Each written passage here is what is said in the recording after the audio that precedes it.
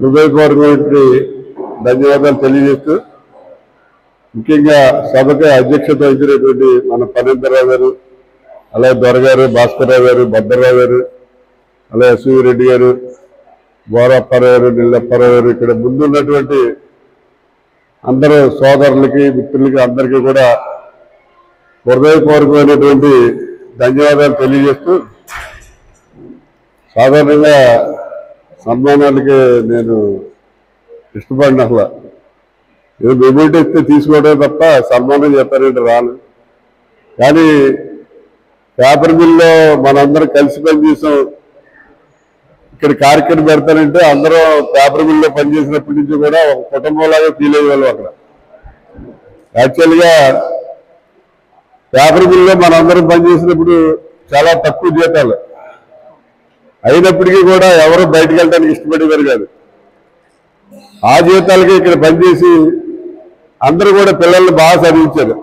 ఇంచుమించు almost 95% parents వాళ్ళ పిల్లల్ని అమెరికా, ఆస్ట్రేలియా, కెనడా లేకపోతే ఇక్కడే పెద్ద పెద్ద ఉద్యోగాల్లోకి చదివించి పంపించడం జరిగింది.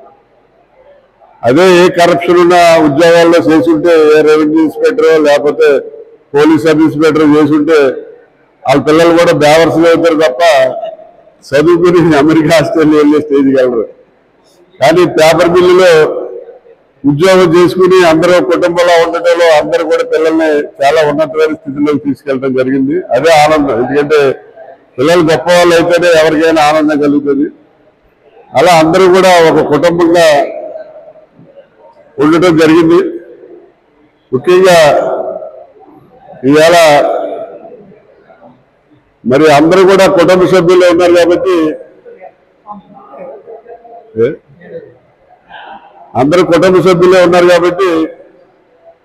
అసలు విశ్వేశ్వరరెడ్డి అనగానే ఏదో అనుకుంటారు. కానీ విశ్వేశ్వరరెడ్డి ఏంటనేది ఎప్పుడు ఎవరికి నేను చెప్పలే. నేను వెస్ట్ గోదావరి పెనుమంటలో అంటే పెనుమంట మండలం, పెనుమంట గ్రామంలో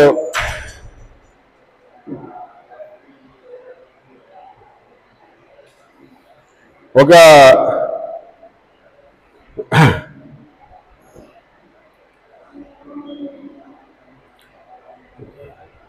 అంటే పేద రైతు కుటుంబంలో జన్మించా. మన భాస్కర్రావు గారి ఊరికి దగ్గరే, పెనుమంట అయితే అక్కడ దగ్గరే. అప్పట్లో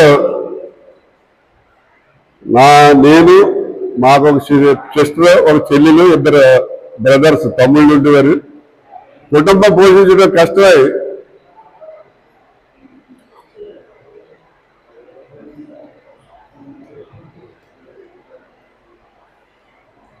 మా నాన్నగారు చాలా ఇబ్బందులు పడి మరి ఆయన చదివించడం జరిగింది. కూలి పనికి వెళ్ళాడు ఆయన. నేను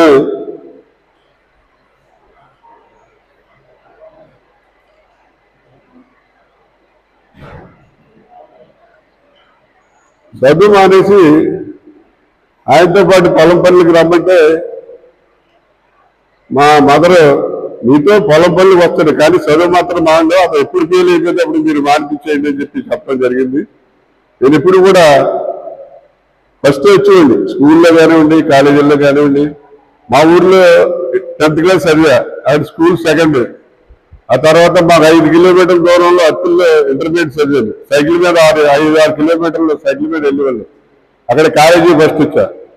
ఆ తర్వాత ఆంధ్ర యూనివర్సిటీ ఇంజనీరింగ్ కాలేజీలో క్యాంపస్లో ఇంజనీరింగ్ బీటెక్లో జాయిన్ అవ్వడం జరిగింది.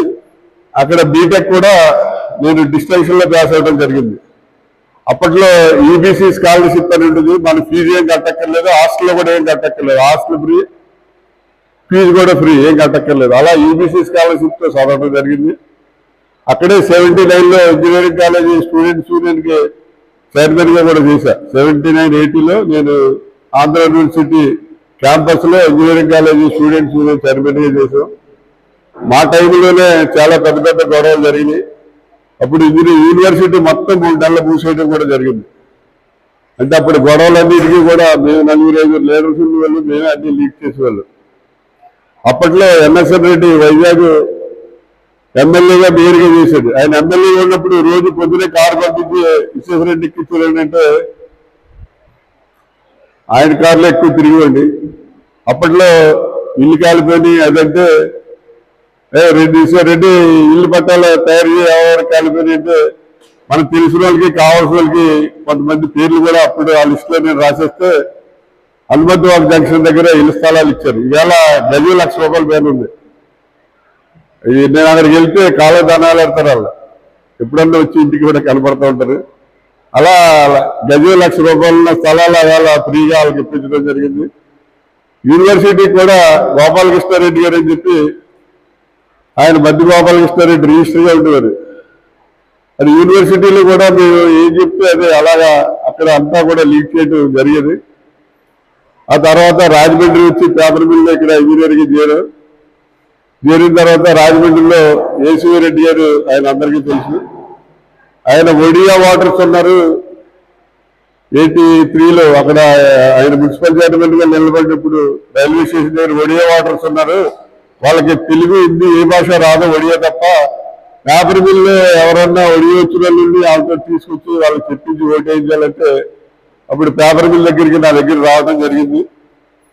నా దగ్గర పనిచేసే ఆపరేటర్ ఒడియా అతను తీసుకెళ్లి వాళ్ళతో మాట్లాడించి 250 కుటుంబాలు ఆ ఓట్లన్నీ కూడా వేయించడం జరిగింది. ఆ రోజు మొదలుకొని ఏసీరెడ్డి గారు ఆయన వదిలిపెట్టి గారు పొద్దున్నే 9 గంటలకి వచ్చి కారు పంపించి కారు ఎక్కి రారా అని చెప్పి తీసుకెళ్తారు. ఒకవేళ ఎప్పుడైనా నేను కోపించి వెళ్ళకపోతే ఇంటికి వచ్చి మా మిస్సెస్ మీ ఆయన పంపించామా మీ ఆయన రానంటే అది ఇదో చెప్పి అనేక సార్లు మా మిస్సెస్ బతుకులాడటం అలా జరిగింది. ఆ తర్వాత రాజమండ్రి ఇక్కడ మన పేపర్ మిల్లోనే ఇందిరాగాంధీ యువజన సమితి అని చెప్పి ఒక సేవా సమితిని పెట్టి పేపర్ మిల్లో యూత్లందరినీ గ్యాదర్ చేసి ఒక సేవా సమితి ద్వారా అనేక కార్యక్రమాలు చేయటం జరిగింది. సో 86లో సంఘటన మీకు తెలుసు. పేపర్ మిల్లో ఉన్నటువంటి ఆఫీసర్స్ అందరినీ కూడా అగ్రిమెంట్ సందర్భంగా వర్కర్స్ తలకాయల బద్దలు కొట్టి లోపల బంధించి చాలా ఇది చేశారు. 3 రోజులు అసలు బయటికి పంపించలేదు ఎవరిని. ఆ టైంలో శేషబాబు నేను మన మిత్రులు అందరూ కలిసి బయట వంటలు చేయించి భోజనం ప్యాకెట్లు తయారు చేయించి ఆ ఇందిరాగాంధీ సేవా సమితి వాళ్ళతో మేము కలిసి గోడ దూకి లోపలికి వెళ్ళి అందరికీ కూడా భోజనాలు ఇవ్వడం జరిగింది.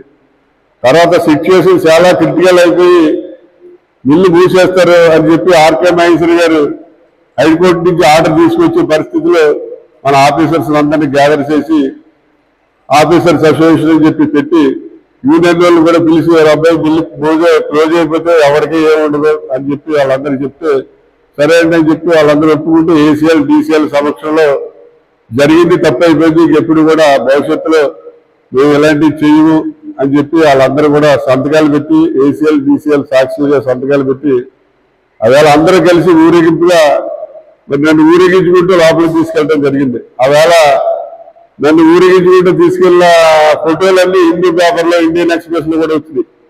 అప్పుడు చాలా చిన్న వయసు నాకు, అంతా 26-28 సంవత్సరాల వయసు అంటే. ఆ తర్వాత అప్పటి నుంచి కూడా మరి మిల్లుని 3 నెలల శ్మశానాల్లో తయారు చేస్తారు. మిల్లుని అసలు రన్ అవుట్ మిల్లుగా రన్ చేయడానికి పనికిరాలనుకున్న మిల్లుని మరి యూనియన్ లీడర్స్ మన అసోసియేషన్ కొంతమంది మెంబర్స్ నేను కలిసి డే తిరిగి 3 నెలలు మిల్లుని మళ్ళీ నార్మల్ స్థితిలో తీసుకొచ్చి రన్నింగ్ లో పెట్టాం. గొడవలు జరిగినప్పుడు పేపర్ మిల్లు మేనేజ్మెంట్ మార్వాడీస్ అందరూ వెళ్ళిపోయారు, ఎక్కడెక్కడికో వెళ్ళిపోయారు. మళ్ళీ మిల్లు రన్ అవుతుందని తెలిసి వాళ్ళందరూ రావడం జరిగింది. ఈ మధ్యలోనే నాకు ఆర్కే మహేశ్వరి గారు ఫోన్ చేసి, ఆర్కే మహేశ్వరి అంటే అప్పుడు కంపెనీ ప్రెసిడెంట్, రెడ్డి నీకు బ్యాంక్ చెక్ ఇస్తాను నేను, నువ్వు మిల్లు రన్నింగ్ లో పెట్టి నాకు. అలాగేనంటే సార్ నాకు చెక్కులు విక్కులు ఏం అక్కర్లేదు, నేను రన్నింగ్ లో పెట్టే బాధ్యత రాదని చెప్పి ఆర్కే గారికి చెప్పడం జరిగింది. తర్వాత మిల్లు రన్ అయింది. దగ్గర మరి 28 సంవత్సరాలు నేను మిల్లు అసోసియేషన్ ప్రెసిడెంట్ గా రన్ చేయడం జరిగింది. మధ్యలో నాకు కొన్ని ఇబ్బందులు వచ్చి మన భాస్కర్ రావు గారిని కొన్నాళ్ళు 1 సంవత్సరం డాక్టర్ రాజేంద్ర ప్రసాద్ గారిని వాటిని పెట్టి మరి అసోసియేషన్ ఒక బిల్డింగ్ కూడా కట్టి దీన్ని అంతా ఇదిగా చేయడం జరిగింది. నేను ఏనాడు కూడా మిల్లు నా ఎంప్లాయీని ఫీల్ అవ్వలేదు. మిల్లు అంటే విశ్వేశ్వరరెడ్డి గారు సొంతం అన్నట్టుగానే ఫీల్ అయ్యింది. అలాగే జరిగి కూడా పనులు ఇక్కడ పక్కన దొరగారు ఉన్నాడు, రావణ్ కూడా ఉన్నాడు. అప్రెంటిస్ ఎవరో చాలా మంది వచ్చేవారు నా దగ్గరికి. ఎవరికైనా అప్రెంటిస్ నేను లెటరేట్ మీద పేరు రాసిచ్చండి. ఆయన మన ఎవరు మన బాగా సోమి ప్రసాద్ గారు. ఆ సోమి ప్రసాద్ గారు వచ్చి ఆ సోమి ప్రసాద్ గారు చెప్పారు, రెడ్డి గారు 2 పంపించారు, 3 పంపించారు సార్. ఆ 3 మానేసి ఏకాంతరికి ఎంట్రీ పెట్టండి, 3కి ఇచ్చేయండి అని చెప్పి ఆయన అలా చెప్పారు ఇన్స్ట్రక్షన్. అలాగే చాలా కాలం అలాగే రన్ అయిపోయింది. తర్వాత మన సూర్య గారు అసోసియేషన్కి మన ప్రెసిడెంట్గా వచ్చారు. సూర్య గారు ఎవరికైనా సస్పెండ్ చేయాలన్నా, ఎవరికైనా ఉద్యోగం తీసేయాలన్నా, లేకపోతే ఏం చేయాలన్నా రెడ్డి ఆతానే డ్యూటీకి బరాబర్ క్యాకరేగా ఇస్తూ అలా అని చెప్పి మాట్లాడేవారు. అలాగే యూనియన్ లీడర్లతో ఎవరికో గొడవ వచ్చినా కూడా సూర్య రాజనారాయణ అలా చేస్తున్నాడు, ఇలా జోషి ఎలా చేస్తున్నాడు, స్టాలిన్ ఎలా అన్నాడంటే నేను వెంటనే పిలిచి వాళ్ళతో మాట్లాడేవాళ్ళు. ఇప్పుడు ఎవరో నేను పార్టీలో ఉన్నా అన్ని యూనియన్లు కూడా మనల్ని సమానంగానే ఇంపార్టెన్స్ ఇచ్చేవారు. ఆ జోషి అవనే, నాయుడు అవనే, స్టాలిన్ అవనే ఎవరైనా సరే రెడ్డి గారు చెప్పారు ఇలా చేద్దాం అన్నట్టుగానే అలా రన్ అయింది.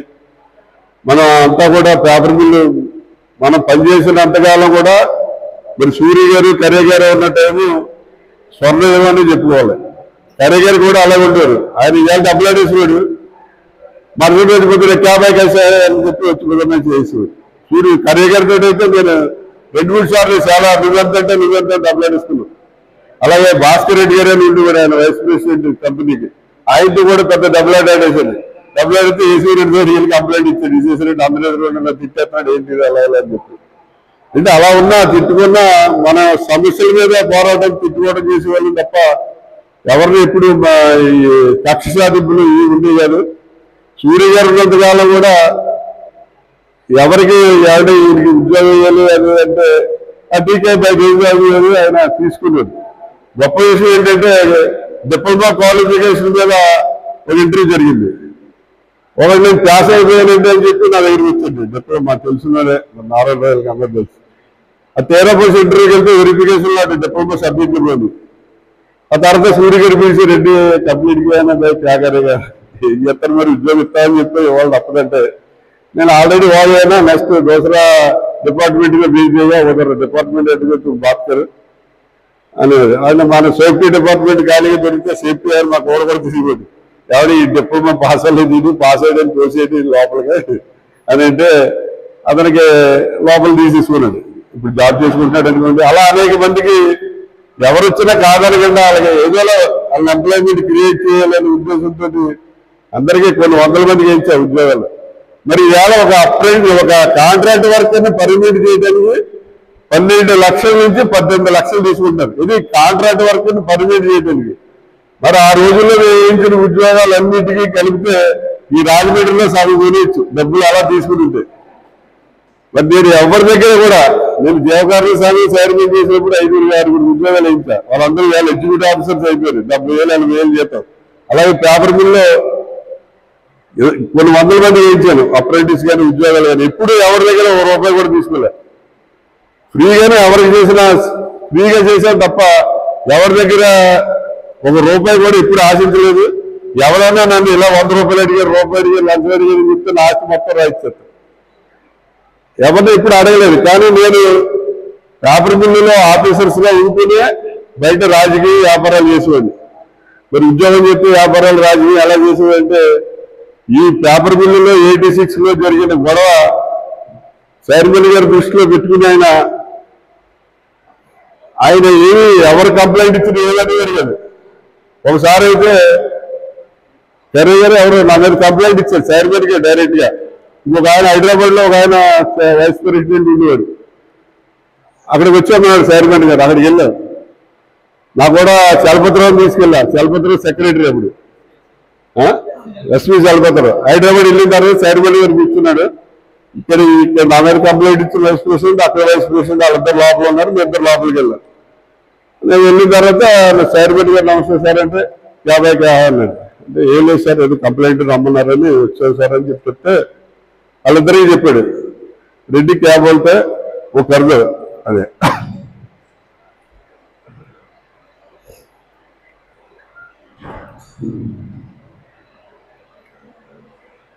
అలా చెప్పేసి ఆయన లేచి వెళ్ళిపోయాడు అంతే.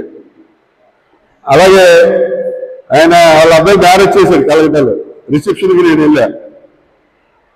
మరి ఆ రిసెప్షన్కి ఒక పెద్ద ఇండస్ట్రియలిస్ట్ ఆయన, చాలా మంది ఇండస్ట్రియలిస్టులు వచ్చారు, బొంబాయి నుంచి, కలకత్తా నుంచి, చాలా మంది దేశంలో చాలా మంది ఇండస్ట్రీలు వచ్చారు.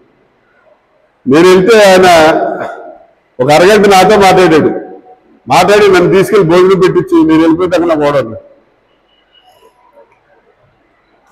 అంటే అంత ఇంపార్టెన్స్ ఇచ్చేవారు. Paper mill, coastal paper mill pollution అవుతుందని చెప్పి కేతల రామారెడ్డి గారు ఎమ్మెల్యే హైకోర్టులో వేశారు. అది మరుసటి రోజు మూతపడిపోతుంది అని చెప్పి ఆర్డర్ హైకోర్టు ఇచ్చేస్తుంది. సూర్య గారు తెలిసి రెడ్డి రామారెడ్డి గారు ఆర్డర్ లేక అని చెప్తే నేను నైట్ అప్పుడు 11 అయిపోయింది. అప్పటికప్పుడు ఏదో బస్సు, లాస్ట్ బస్సు వైజాగ్ నుంచి బస్సు మీద కారు ఇస్తారు రెడ్డి అన్నాడు. కారే వద్దులేండి నేను వెళ్తానని ఆ లాస్ట్ బస్సులో వెళ్ళి డైరెక్ట్ గా కేతల రామారెడ్డి గారి దగ్గరికి వెళ్ళి ఆ కేతల రామారెడ్డి గారి ఇంటికి వెళ్ళిపోయాడు, ఎమ్మెల్యే క్వార్టర్స్ కి డైరెక్ట్ గా. పొద్దున పొద్దున అన్నాడు, ఏదో రేపు ఇదేదో ఆర్డర్ వస్తుందంటే హైకోర్టులో మీరు ఇన్స్టిట్యూట్ చేయాలన్నాడు. ఇంటికి అది వాళ్ళ వరస్ట్ అది అని చెప్పాడు. ఏం లేదు ఇన్స్టిట్యూట్ చేయండి అని దగ్గరుండి కేతల రామారెడ్డి గారు ఎమ్మెల్యే క్వార్టర్లో ఆ లాయర్కి ఫోన్ చేయించి ఇన్స్టిట్యూట్ చేయించి అది మూతపడకుండా ఆఫ్ చేయించడం జరిగింది. అనేక సందర్భాల్లో అంటే మన డైరెక్ట్ గా రెడ్డి వర్క్ ఏం చేయట్లేదు, పని చేయట్లేదు అనేది కానీ అనేక రకాలుగా మేనేజ్మెంట్ వాళ్ళ అవసరాలు దృష్ట్యా బయట ఆవిడ పొల్యూషన్ గురించి మేడం చెప్తే ఆ మేడం సీన్ చేయడం, లేకపోతే ఆవిడ వాళ్ళు ఫోన్ చేసి ఏంటి అబ్బాయి ఏంటని చెప్పి వాళ్ళు సముదాయించడం, ఇలా అనేక సందర్భాల్లో మిల్లుకి అనేక రకాలుగా మన సొంత మిల్లులాగే ఫీల్ అయ్యి అన్ని చేయడం జరిగింది. ఆ విధంగానే మరి మిల్లులో కూడా గౌరవం ఇచ్చేవారు. మనం ఏదంటే అదే మిల్లులో జరిగే పరిస్థితి. సూర్య గారు ఉన్నంత కాలం కూడా ఏం జరిగింది అదే. తర్వాత సంఘటన మీకు అందరికీ తెలుసు, 2014లో నేను యూరప్ టూర్ అని 1 month ఇంగ్లాండ్, స్పెయిన్, జర్మనీ అన్ని టూర్కి వెళ్ళిపోతే మన ఆఫీసర్స్ అందరినీ ఉద్యోగం తీసేయడం జరిగింది, ఆఫీస్ బేరర్స్ ని. ఆ తర్వాత నేను వచ్చి దక్కపూడి లక్ష్మి, తర్వాత యూనియన్ లీడర్లు అందరినీ తీసుకుని వెళ్ళి వర్క్ సర్వీసులు అడిగితే శ్రీనివాసరావు ఉండేవాడు. అతను పైకి లేచి నేను ఎదురుండే కూర్చున్నాం. మేమంతా దక్కపూడి లక్ష్మి, మేము వస్తున్నామని తెలిసి సర్కిల్ ఇన్స్పెక్టర్ని, చీఫ్ సెక్యూరిటీ ఆఫీసర్ని అందరూ పిలుస్తాడు. అందరూ ఉన్నారు. ఏంటంటే ఎందుకు తీస్తారు ఉద్యోగం నాకు చెప్పండి అని అడిగితే, నీకు చెప్పవలసి ఇలా పైకి లేచి నీకు చెప్పవలసిన పని లేదన్నాడు. వెంటనే నాకు కోపం వచ్చి, నాకు కోపమే రాదు, వస్తే అపరిచితుల్లో ఉంటుంది. ఇంకా ఆయన పిడియల మీద ఎలా కోపం కొడితే కుర్చీతో సహా అలా పడిపోయింది. ఆ సర్కిల్ ఇన్స్పెక్టర్ గారు నా బదులు పట్టుకుని ఏంటి నేను పక్కన కొడిసిన నేను పక్కన కొడిసిన అయిపోయింది. ఇప్పుడు ఏంటంటే మీరు అర్జెంటుగా బయటికి వెళ్ళిపోండి అని నన్ను బయటికి పంపిస్తుంది. అన్ని మామూలు అలాగా అన్ని జరుగుతూ ఉంటాయి. ఆ తర్వాత ఇంకా నేను కూడా ఎలాగే ఉద్యోగం తీసేస్తారు. అందులో వెంటనే ఇంటికి వెళ్ళి రిజైన్ చేసేసి రిజిగ్నేషన్ లెటర్ పంపిస్తుంది. ఇలా చేయాలని కూడా లేదు. అలాగా పేపర్ మిల్లు ఆ రకంగా ఎండ్ అయిపోవడం జరిగింది. అయినప్పటికీ కూడా పేపర్ మిల్ అనేది మనకి ఇక్కడ అన్నం పెట్టి మనల్ని పోషించింది. ఎవరు గొడవ చేసినా పేపర్ మిల్ బాగుండాలనే ఫస్ట్ పాయింట్. యాక్చువల్గా పేపర్ మిల్ గోదావరి పరిరక్షణ సమితి తరఫున నేను 46 రోజులు దీక్ష చేయడం జరిగింది. ఉదయం 6 గంటల నుంచి సాయంత్రం 6 దాకా. ముస్లింస్ ఏ రకంగా అయితే దీక్ష చేస్తారో అదే రకంగా నేను కూడా దీక్ష చేశాను, మంచిని కూడా కాకుండా. నరేంద్ర మోడీ గారు స్పందించి నమామి గోదావరి అని పెట్టి 54 కోట్ల రిలీజ్ చేసింది. వాళ్ళందరి లెటర్స్ నా దగ్గర ఉన్నాయి. Prime minister, India president, governor, CM. తర్వాత మన జగన్మోహన్ రెడ్డి గారు రాజమండ్రి మున్సిపల్ స్టేడియంకి వచ్చారు. వచ్చినప్పుడు సుధరెడ్డి రమ్మంటే నేను వెళ్ళా. ఏందన్నా ఏంటి ప్రాబ్లం అది అంటే, సార్ ఇలాగా 54 కోట్లు సెంట్రల్ గవర్నమెంట్ ఇచ్చారు గోదావరి పొల్యూషన్ అంటే మీకు ఏం కావాలి చెప్పండి అన్నాడు. అంటే మ్యాచింగ్ గ్రాంట్ కావాలి సార్, 34 కోట్లు వస్తుందట అన్నాడు. వెంటనే ధనంజయ రెడ్డి పిలిచి నువ్వు లెటర్ తెచ్చావన్నాడు. తెచ్చానంటే ఆ లెటర్ ఆకి ఇచ్చాయంటే లెటర్ ఇస్తే వెళ్ళిన వెంటనే 34 కోట్లు శాంక్షన్ చేశారు. అది 89 కోట్లు అయింది. తర్వాత ఇంకొక 7 కోట్లు కావాలి అంటే మున్సిపాలిటీ కార్పొరేషన్ వాళ్ళు 7 కోట్లు ఇచ్చారు. మొత్తం 95 కోట్లతోటి మున్సిపల్ మినిస్టర్ ఆదిమూలపు సురేష్ ఉక్కుంపేట దగ్గర ఈ effluent treatment plant 60 MLD effluent treatment plant కి శంకుస్థాపన చేయడం జరిగింది. అంటే మొన్న ఎలక్షన్ కి 1 నెల 2 నెలల ముందు ఆ వర్క్ కూడా త్వరలోనే స్టార్ట్ చేయడం జరుగుతుంది. అంటే ఈ రాజమండ్రిలో ఇలా చెప్తే చాలా ఉంటుంది అనుకోండి, అందరు టైం అయిపోతుంది భోజనం లేదు. ఈ రాజమండ్రిలో అనేక సంఘాలుగా నేను అధ్యక్షుడు గౌరవ అధ్యక్షుడు చేయడం జరిగింది. టైలర్స్ యూనియన్, ఎక్స్మిలిటరీ యూనియన్ గౌరవ అధ్యక్షుడిగా చేసి 23 మందికి మాజీ సైనికులకి 5 ఎకరాలు చెప్పిన విజయనగరం దగ్గర ల్యాండ్స్ ఇప్పించడం జరిగింది. క్వారీ వర్కర్స్ యూనియన్ కి 15 సంవత్సరాలు నేను ప్రెసిడెంట్, దక్కంపూడి రామమోహన్ గౌరవ అధ్యక్షుడు, కొండబాబు సెక్రటరీగా చేశాం. ఎవరు చనిపోయినా వాళ్ళకి దాన సంవత్సరాలకి డబ్బులు, అలాగే బిల్గార్యానికి డబ్బులు, అలాగే బియ్యం ఇచ్చేవాళ్ళు. అలా 15 సంవత్సరాలు మెయింటైన్ చేయడం జరిగింది. అలాగే రాజమండ్రిలో అనేక సంఘాలు, తాపీ పనివారులు, టైలర్ సంఘం, రాజమండ్రి దగ్గర రాజమండ్రిలో 30 సంఘాలకి నేను ప్రెసిడెంట్, ఆనరబుల్ ప్రెసిడెంట్ గా చేయడం జరిగింది. అనేక సేవా కార్యక్రమాలు అనేక ఇది చేశాం. ఈ రాజమండ్రిలో రాజీవ్ గాంధీ విగ్రహం అక్కడ పెట్టించడం జరిగింది. అక్కడ మన సీతంపేట పార్క్ లో. అలాగే ఏ వినాయకరావు గారిని గుర్తించుకుంటారని చెప్పి ఏ వినాయకరావు దగ్గర పెట్టించాం. అలాగే అక్కడ బస్ షెల్టర్ మా నాన్నగారి పేరు మీద పెట్టించాం. ఇక్కడ మల్లయ్యపేట దగ్గర బస్ షెల్టర్ మా అమ్మగారి పేరు మీద పెట్టించాం. మూలగాయలో మహాత్మా గాంధీ విగ్రహం. ఇలా చెప్పుకుంటే బయోగ్రఫీ బోర్డు అంతా ఇష్టం ఉంటుంది. ఏదైనప్పటికీ కూడా కొంతమందికి ఏదో చేయాలి అని తపన ఉంటుంది. కొంతమందికి ఎంత డబ్బున్నా ఏం చేయలేరు. అంటే చిన్న ఎగ్జాంపుల్ చెప్తాను. నేను రాజమండ్రిలో ఒక కోటేశ్వరుడు ఉన్నాడు. ఆయన కూడా కష్టపడి పైకి వచ్చినాడే. రోజుకి 3 లక్షల నుంచి 4 లక్షల రూపాయలు రోజుకి ఆదాయం వస్తుంది ఆయనకి. ఒకటే కొడుకు. ఆడంటాడు ఆ లంచోడికి నేను తలగూరు పెట్టినంటాడు వాళ్ళ నాన్నకి. ఏంటి సంపాదించి ఏం పట్టుకెళ్తాడు. పిల్లికి డిసైడ్ ఎవడన్నా సంపాదించి ఎవడో. అంటే నేను ఆయన ప్యారలల్గా పనిచేసాను. ఆయన ఓనర్స్ యూనియన్ ప్రెసిడెంట్ అయితే వర్కర్స్ యూనియన్ ప్రెసిడెంట్. అతమానం కలుసుకుంటుంటాడు. ఏం చేసుకుంటారండి బాబు ఇవన్నీ పట్టుకుని ఏం వెళ్తారు అంటే, మీరు వెళ్ళినా రెడ్డి డబ్బులు ఉంటుందా అదే ఉంటుంది అనేవాడు. అలాగా ఇవాళ కొడుకేమో కొరిగారు తలగారు వేస్తుంటాడు. సంపాదించేది ఏంటో అంటే మనం సంపాదించడం అయితే కాదు, మన భగవంతుడు ఇచ్చాడు. దాన్ని ఖర్చు పెట్టి మనం కూడా సేవ చేయవలసిన అవసరం ఎంతైనా ఉంది. ఇవాళ రాజమండ్రి వచ్చేసరికి నాకు ఏం లేదు. ఇవాళ రాజమండ్రిలో టీకే విశ్వేశ్వర రెడ్డి అంటే అన్ని రకాలుగా వన్ ఆఫ్ ద రిచెస్ట్ అందరిలో. అలాగే టీకే అంటే ఒక బ్రాండ్ లాగా రాజమండ్రి క్రియేట్ చేయండి. ఇవాళ కలెక్టర్ అయినా, ఎస్పీ అయినా, ఎవరైనా, ఎమ్మెల్యేలు ఎవరైనా, మినిస్టర్ అయినా అది టీకే విశ్వేశ్వర రెడ్డి మాట్లాడుతానంటే ఇమీడియట్ గా ఏం చేయాలని చెప్పి ఎలా పరిస్థితి. నేను దీక్ష చెప్తే రాజమండ్రిలో అన్ని పొలిటికల్ పార్టీలు వచ్చారు. అందరూ ఏళ్ళల్లో నేను గల్లికృష్ణ ఎవరైనా వెళ్ళరు. గల్లికృష్ణ, ఆదిరెడ్డి అప్పారావు అందరూ పార్టీలు వేరే కమ్యూనిస్టులు వచ్చారు. అన్ని పార్టీల్లో వచ్చారు. అలా అన్ని సంఘాల వాళ్ళు వచ్చారు. వర్తక సంఘం వాళ్ళు వచ్చారు, ఆ సంఘం అన్ని, ఈ సంఘం లేదు, అన్ని సంఘాల వాళ్ళు వచ్చి అందరూ కూడా పూర్తి మద్దతు తెలియజేశారు. అన్ని చూసిన తర్వాత ఇంటర్వ్యూ రిపోర్టు నరేంద్ర మోడీ గారు 54 కోట్లు, జగన్ గారు 34 కోట్లు ఇవ్వడం జరిగింది. కొంతమంది చెప్తారు ఏమంటే బాబు ఇన్ని కార్యక్రమాలు చేశారు, మీరు ఏదో పెద్ద పదవిలో ఉండాలి. ఈ పార్టీకి పదవిలో ఉన్నవాడు 5 ఏళ్ళు ఉంటాడో తర్వాత నుంచి మళ్ళీ మామూలే. నేను ఎంత పదవిలో ఉండి పదవి పోయి దుర్భరమైన జీవితం అనేది ఏసీ రెడ్డితో చూశాను.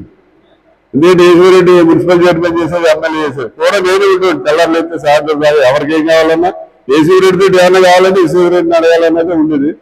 ఆ తర్వాత పదవి పోయిన తర్వాత రామ్మోహన్కి, అరుణ్ కుమార్కి వాళ్ళకి అధికారం వచ్చింది. రాజశేఖర రెడ్డి పవర్లోకి వస్తే రామ్మోహన్ ఇలా పక్కన కూర్చుంటే రామ్మోహన్, అరుణ్ కుమార్ నాతో బాగానే ఉంటారు. ఎందుకంటే పేపర్ మిల్ ఇక్కడ యూనియన్ వాళ్ళ ఏ కార్యక్రమమైనా మనల్ని కొనసాగి చేసి వేరాలు. అలా కూర్చుంటే వచ్చి మేము ఇలా కూర్చుంటే వచ్చి కింద కూర్చుంటున్నాడు. రామ్మోహన్ కాళ్ళు ఎత్తుతారు. రామ్మోహన్, సూర్య రామ్మోహన్ ఏదో పదవి చూడదు. ఏంటి దరిద్రం ఎంతకంటే ఏముంటుంది. నాకేమో సిరాగెత్తిపోయి ఒళ్ళు పెట్టిపోయింది. ఏంటి ఎంత దౌర్భాగ్యం అయిపోవాలి. మున్సిపల్ చైర్మన్ చేసి, ఎమ్మెల్యే చేసి ఈ పదవి పక్క ఇంటికి కాళ్ళ మీద కాళ్ళు వేసి కూర్చుంటే ఎవరొకరు వచ్చి దండం పెట్టి ఆశీర్వేసి బీజీ పోతారు. ఈ పదవి ఉండకపోతే బతకదు. అంటే పదవి ఒకసారి చేసిన వాడికి ఎంత దౌర్భాగ్య స్థితికి వెళ్ళిపోతుంది. అది లేకపోతే బతకలేడు భగవంతుడు. ఎందుకంటే అన్ని ఇచ్చాడు భగవంతుడు. ఇంకా పదవి ఉంటే 5 ఏళ్ళలో మనం కరెక్షన్ చేస్తాం. కరెక్షన్ చేయకపోతే పదవి 1 అవర్ మనకి ఇప్పుడు దాకా ఉన్న బ్రాండ్ పోతుంది. మళ్ళీ ఆ డబ్బులు, ఆ కరెక్షన్ పదవులు ఉంటే రౌడీలు పోషించాలి, గోండాలు పోషించాలి. వాళ్ళు పోషించాలంటే డబ్బులు మన సొంత డబ్బులు పెట్టలేము. అంటే ఎవరి దగ్గర దబ్బాలి, లంచాలు తీసుకోవాలి. ఎన్ని ఇంటి దగ్గర ఎన్ని లేకుండా భగవంతుడు బాగా ఉంచాడు. మీకు ప్రాక్టికల్ గా అంటే ఉన్నారు కాబట్టి చెప్తున్నా. నేను కృష్ణుడి భక్తుడండి. నేను ద్వారకా, బృందావనం, నందనవనం అలాగే అన్ని కూడా వెళ్ళొస్తాను. మొత్తాన్ని తిరిగాను. ఎక్కువ పొద్దున్నే కృష్ణుడు అన్నట్టు కింద ఏం చేయను. నేను నా బృందావనం దగ్గర, మధుర దగ్గర బృందావనం ఉంది, బృందావనం దగ్గర నందనవనం ఉంది. అక్కడ నమ్మకం ఏంటంటే నందనవనం రాత్రి కృష్ణుడు వస్తాడు 7 గంటలకే, పొద్దునే వెళ్ళిపోతాడు. అక్కడ వేసిన పక్క అక్కడ వేసిన వాళ్ళు వేసిన పాలు ఇవన్నీ కూడా తాగినట్టు తిన్నట్టు ఉంటాయని చెప్పి వాళ్ళు నమ్మకం. ఎవరు రానారు, ఏడైతే మొత్తం అంతా పంపించారు. అప్పుడు రాత్రి ఏడైపోయింది, నేను అక్కడ ఉన్నాను. ఆ పంతులు గారు అన్నాడు, వెళ్ళిపోండి, ఇక్కడ ఎవరో ఉన్నారు అన్నారు. సెక్యూరిటీలు అక్కడ ఉన్న వాళ్ళందరూ వెళ్ళిపోండి. నేను అన్నాయా అన్నాడు. అన్నాడు అంటే కృష్ణుడు వస్తాడు కదా, చూసి వెళ్తే ఇక్కడ రావచ్చు, చూడకండి వెళ్ళిపోతాను, నేను చూసి వెళ్తానండి. ఇక అదే లేదని వెళ్ళిపోవాలి. అదే పూజ దర్శనం జరిగింది. లేదండి వెళ్ళిపోవాలి, మీరు ఉండకూడదండి. సరే గాడి సిరాగెత్తి కృష్ణుడు వచ్చాడండి, ఇప్పుడు మీరు ఏమడుగుతారు చెప్పండి అని అన్నాడు. ఏమడుగుతారు చెప్పండి అంటే కృష్ణుడు చెప్తే నీకు కాదు కదా అన్నాడు. లేదు మీరు ఏమడుగుతారు చెప్పండి, నేను ప్రార్థిస్తాను మీ కోసం. నువ్వు నా కోసం ఇప్పుడు ప్రార్థించక్కలేదు. భగవంతుడు నాకు అన్ని ఇచ్చాడు, అందం ఇచ్చాడు, డబ్బు ఇచ్చాడు, పర్సనాలిటీ ఇచ్చాడు, వాగ్దాట్ ఇచ్చాడు, సొసైటీలో పెద్ద ఇన్ఫ్లుయెన్స్ ఇచ్చాడు, అన్ని ఇచ్చాడు. ఇవాళ మరి ఎవరికైనా 100 రూపాయలు సాయం చేస్తే ఆయన నుంచి మనకి ఏమవుతుందని మనం ఆలోచిస్తాం. అన్ని ఇచ్చాడు కృష్ణుడు. మన నుంచి ఏం ఆశిస్తున్నాడో అడుగుదామని చెప్పి నేను ఆగానయ్యా అని చెప్పి అంటే అది బతిపోయింది. మనకి అన్ని ఉన్నాయి, అన్ని ఇచ్చాడు. ఏదైనా పదవి చెప్తే సొసైటీకి గౌరవం వస్తుంది, పదవి ఉన్నది కాదు. మనకి ఆ గౌరవం ఉంది, డబ్బు ఉంది, హోదా ఉంది, అన్ని ఇచ్చాడు. అన్నం ఇచ్చాడు, చదువు ఇచ్చాడు, అన్ని ఇచ్చాడు. అసలు ఇన్ని ఇచ్చాడు, ఏం కావాలి? బాబు వద్దండి బాబు, మీరు వెళ్ళిపోండి, మీరు ఇలా అడిగితే కృష్ణుడికి ఇక్కడికి రాడు అలా అని చెప్పాడు. అలాగా మనకి భగవంతుడు అన్ని రకాలుగా అన్ని ఇచ్చాడు. మన ఉద్దేశం ఏంటంటే ప్రజలకు సేవ చేయాలనేదే మన భావన. అలాగే సేవ చేస్తూ ఉంటారు. నాకు ముఖ్యంగా 3 కోరికలు ఉన్నాయండి. ఏంటంటే రాజమండ్రిలో గోదావరి నదిలో స్నానం చేసి దోషుడితో నీళ్లు తాగాగా గోదావరిని తయారు చేయాలి. అది నెంబర్ 1. నెంబర్ 2 ఏంటంటే మన అప్పారావు చెప్పినట్టు రాజమండ్రిలో భిక్షగాలు లేకుండా బెగ్గర్స్ లేని సిటీగా రాజమండ్రిని తయారు చేయండి. దానికి చాలా ఈజీ, పెద్ద కష్టం కాదు. ఎందుకంటే జీవకారుణ సంఘానికి కొన్ని 100 కోట్ల రూపాయల ఆస్తులు ఉన్నాయి. భిక్షగాళ్ళందరూ తీసుకెళ్ళి అక్కడ పెట్టి వాళ్ళ పొద్దున టిఫిన్, మధ్యాహ్నం భోజనం, అలాగే వాళ్ళకి కావాల్సిన మెడికల్, సాయంత్రం భోజనం అన్ని పెట్టినా కూడా జీవకారుణ సంఘానికి ఏం కాదు. అన్ని 100 కోట్ల ఆస్తులు ఉన్నాయి జీవకారుణ సంఘం. అక్కడ పెట్టి అందరినీ పోషించవచ్చు, అలా చేయొచ్చు. ఇక 3వది ఏంటంటే ఇంత పనంతరం చెప్పినట్టు ఇది ఎంప్లాయ్మెంట్ క్రియేషన్ కావాలండి రాజమండ్రిలో. గతంలో రాజమండ్రి నగరంలో క్వారీ ఏరియా ఉంటుంది, అక్కడ 10-15 మంది జాబ్ చేసుకున్నారు. అలాగే సిరామిక్ ఇండస్ట్రీ ఉంటుంది. సిరామిక్ ఇండస్ట్రీ అనేది ఆసియాలోనే నెంబర్ 1గా ఉంటుంది. అలాగే గోదావరి సిరమిక్స్ ఉంటుంది, ఆ గోదావరి సిరమిక్స్ కూడా మూసేశారు. స్పిన్నింగ్ మిల్ ఉంటుంది, అక్కడ 5-6 మంది పని చేశారు, అది కూడా మూసేశారు. అల్యూమినియం ఇండస్ట్రీ ఉంటుంది, అది కూడా పోయింది, అది కూడా మూసేశారు. ఈ రాజమండ్రిలో ఈ బ్లేడ్ బ్యాచ్, గంజాయి బ్యాచ్, ఈ ముఠాలో సెటిల్మెంట్లు పెరగడానికి కారణం ఏంటంటే అన్ఎంప్లాయ్మెంట్ పోయి ఇక్కడ ఉన్నటువంటి యువకులకి ఎంప్లాయ్మెంట్ క్రియేషన్ జరగాలంటే వీళ్ళందరికీ కూడా ఉపాధి వచ్చేలాగా మనం ఏదైనా ప్రయత్నం చేయాలి. ఇందాక చెప్పారు ఇంజనీర్లు, రకరకాల ఇంజనీర్లు ఉన్నారు. నేను ఇక్కడ ప్రాజెక్ట్ పెడతానే రాజమండ్రిలో ట్రై చేస్తే, నేను ఆంధ్రలో కానీ హైదరాబాద్ లో కూడా ప్రాజెక్ట్ కి డిపిఆర్ దొరకలేదన్నాను. డీటెయిల్డ్ ప్రాజెక్ట్ రిపోర్ట్ అంటారు. ఈ ప్రాజెక్ట్ ఎలా పెట్టాలి, దానికి కావాల్సిన ఎక్విప్మెంట్ ఎక్కడ తేవాలి ఏంటి అని అంటే ఎవరు చెప్పుకోలేడు. ఇప్పుడు గవర్నమెంట్ ఎంప్లాయీస్ అందరూ కూడా ఇండస్ట్రీస్ డిపార్ట్మెంట్ ఏమైంది, ఫైనాన్స్ డిపార్ట్మెంట్, వాళ్ళకి ఎంత వస్తుందో చూసుకుంటున్నారు కానీ ఎలా డెవలప్మెంట్ చేసి కూడా ఎవరు లేరు. మీరు నా పనేంద్ర గారి నాయకత్వంలో టీం పేరు ఈ ప్రాజెక్ట్ మీరు పెట్టుకోవచ్చు, ఈ ప్రాజెక్ట్ మీరు పెట్టుకోవచ్చు అని చెప్పి ఒక డిపిఆర్ డీటెయిల్డ్ ప్రాజెక్ట్ రిపోర్ట్ ఇస్తే పెట్టుకోవడానికి రాజమండ్రిలో 300 మంది ఉన్నారు. ఒక ప్రాజెక్ట్ పెడితే ఒక 50 మందికి 100 మందికి ఉద్యోగం. అలాగా అది ఫ్లరీష్ అయితే పేపర్ బిల్ పెట్టినప్పుడు 10 టన్నులు, 500 టన్నులు అయింది. అలా డెవలప్ అయ్యే అవకాశం ఉంటుంది. ఇంజనీర్లు ఉన్నారు, రిటైర్ అయిపోయి అనుభవాలు ఉంటాయి, బోల్డర్ తెలివితేటలు ఉంటాయి. గురించి అటువంటి డీటెయిల్డ్ ప్రాజెక్ట్ రిపోర్ట్ పెట్టి ఒక కన్సల్టెన్సీ ఏజెన్సీలో పెట్టి నిరుద్యోగులైన యువతలకు మనం ఉపయోగపెడితే అంతకంటే ఇంకా గొప్ప విషయం ఏముండదు. రవీంద్రరావు గారు ఆ రకంగా ప్రయత్నం చేయాలని చెప్పి రవీంద్రరావు గారిని కోరుతూ, ఇంకెలా చెప్తే పోతే సాయంత్రంగా ఉంటుందండి చరిత్ర. ఈ చాలా రంగాల్లో ఉంది. ఆడపిల్లలకి చదువు లేదంటే కేజీటీ పీజీ పెట్టాలని చెప్పి పెట్టాం. అలాగే ఇలా రకరకాలుగా ఈ రాజమండ్రి నగరంలో టీకే అంటే ఒక గుర్తింపు తెచ్చుకునేలాగా ఇవాళ చేయటం జరిగింది. ఏదైనా నాదేంటంటే మనస్తత్వం, వాడు విరోధైనా సరే మన దగ్గరికి వచ్చినప్పుడు సాయం చేయాలనేది మనస్తత్వం. వాడు అంత ముందు నాతో దెబ్బలాడొచ్చు, గొడవ పడవచ్చు, ఏమైనా చేసి ఉండొచ్చు. వాడు నా దగ్గరికి వచ్చి దేయాన్ని లేదా రిక్వెస్ట్ గా అడిగితే మాత్రం ఆ పని చేసి పెట్టాలన్నది, అది ఏదోలా పని చేసి పెట్టాలనుకుంటా. మీకు ఇంకా గొప్ప విషయం ఏంటంటే దక్కపూడి రామారావు గొడవ పెడితే నా మీద అతను దౌర్జన్యం చేయించి గొడవ పెట్టాడు. ఆ తర్వాత ఒక సంవత్సరానికి మీరు Jakkapudi Ramarao rural MLA contest అయితే నా కోపం వచ్చి అతని మీద ఇండిపెండెంట్ గా నామినేషన్ చేశాను. నేను నామినేషన్ చేస్తే కారు ఏరియాలో 10,000 ఓట్లు అతను పోతాయి. అది తెలిసి మా కాలేజీకి వచ్చి అక్కడ పైన ఫస్ట్ ఫ్లోర్ లో కూర్చుంటే సేవల సుబ్రహ్మణ్యం తీసుకొచ్చాడు. ఆ 2,000 తీసుకెళ్ళి తన తమ్ముళ్ళు లాంటి జరిగిపోయినప్పుడు ఉంటుంది అనుకుంటున్నాను అదే అని చెప్పి కొంచెం బతుకులాడు రిక్వెస్ట్ చేస్తే ఏంటి కావాలి ఏంటంటే నువ్వు కొంచెం డ్రాప్ అయిపో ఇప్పుడు అయిపోతే సర్లే బాబు వెళ్ళిపోతాను వెళ్ళని చెప్పి పంపిస్తాను. అంటే ఎంత గొప్పవాడైనా మీరు వసుదేవుడు అంతటి వాడు గాడిద గాలు పెట్టుకున్నట్టుగా అది ఎవడైనా సరే అవసరాలు అవకాశాలు ఉన్నప్పుడు వచ్చి అడిగినప్పుడు తప్పదు మనకి. అలాగా ఎవరిని కాదని ఎప్పుడు చెప్పలేదు, కాదని పరిస్థితి ఉండదు. అలాగే మీరు ఏ మీటింగ్లోకి వెళ్ళినా ఉంటే చెప్తాను డబ్బులు ఏదైనా ఎవరు చదువు మానేయద్దు. ఫస్ట్ కారు మీద కానీ ఎక్కడికైనా మీటింగ్ వెళ్ళినప్పుడు రాజశేఖర రెడ్డి గారు మహానుభావుడు ఫీజు రియంబర్స్మెంట్ పెట్టాడు. డాక్టర్ చదవాలన్నా ఇంజనీర్ చదవాలన్నా ఫీజు రియంబర్స్మెంట్ కావాలి చదువుకోవచ్చు. కాబట్టి మీ పిల్లలు ఎవరు కూడా మీరు డబ్బులు ఏదైనా చదువు మానేయించండి, నా దగ్గర తీసుకురండి, వాళ్ళకి చదువుకునే మార్గాలు చెప్తాను, వాళ్ళు ఎలా ఇంజనీర్ అవ్వాలో ఎలా డాక్టర్ అవ్వాలో చెప్తానని చెప్పి ప్రతి మీటింగ్ నుండి కూడా చెప్పడం జరుగుతుంది. ఎందుకంటే చదువుకుని మన ఒక ప్రయోజకుడు డాక్టర్ ఇంజనీర్ అయితే మన ఫ్యామిలీ కానీ మన బంధువర్గం కానీ అందరూ కూడా మరి బాగా డెవలప్ అవడానికి అవకాశం ఉంటుంది. కాబట్టి ఎవరు కూడా మీకు కూడా మీ పరిస్థితుల్లో ఎక్కడైనా ఎవరైనా డబ్బులు ఏదైనా చదువుట్లేదని వాళ్ళు ఉంటే నా దగ్గర తీసుకురండి. వాళ్ళు ఏ రకంగా చదువుకోవాలో వాళ్ళు ఏ రకంగా హైర్ పొజిషన్లోకి వెళ్ళాలనే విషయం కూడా అని చెప్పి వాళ్ళకి కావాల్సిన సహాయ సహకారాలు అన్ని కూడా నేను చేస్తానని చెప్పి ఈ సందర్భంగా తెలియజేస్తూ ఇప్పటికే చాలాసేపు మాట్లాడుతుంది. అందరూ షుగర్ పేసి భోజనం టైం అయిపోతుంది, ఇక మాట్లాడాలంటే సాయంత్రం దాకా ఉంటుంది. Thank you. నాకు అసలు మీరందరూ ఒక ఫ్యామిలీ మెంబర్స్ గా సన్మానం అన్నారని యాక్సెప్ట్ చేయడం జరిగింది. కానీ చాలా మంది వచ్చారు, వచ్చే మన తెలిసి భద్రరావు గారికి వాళ్ళు వచ్చేసి సార్లే కట్టేసి మెమోరీ ఇచ్చి మీటింగ్లు పెట్టేసి సన్మానం లాంటి వద్దని అందరికి చెప్పడం జరిగింది.